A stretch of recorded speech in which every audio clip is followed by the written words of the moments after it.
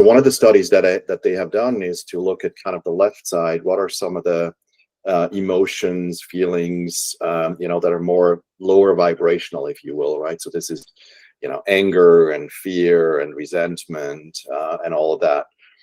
And some of them are more high blood pressure, more high cortisol kind of thing.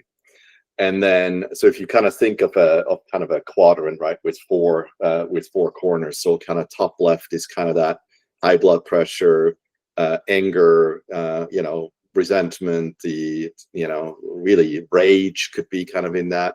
But then also on the bottom left, you would have sadness, you would have emotions that are less intense, and your heart rate is lower, but still full of cortisol because it's not actually in a positive affirmation, if you will. And then on the right side, you would have all of the joy and laughter and all these things. But also these can be in a party mode, can be high heart rate, high blood pressure kind of thing. They're not necessarily healthy, even though they are more in a DHEA kind of longevity hormone. But what's really interesting about their work is that as you start to shift kind of out of this fear-based world into more of a positive environment, you kind of move away from this feeling of I'm not good enough, I'm angry all the time, somebody just cut me off on the road and I'm having road rage. And you move kind of back into this more moments of bliss. And again, I'm sounding like this is, unicorns and rainbows. That's not what I mean at all.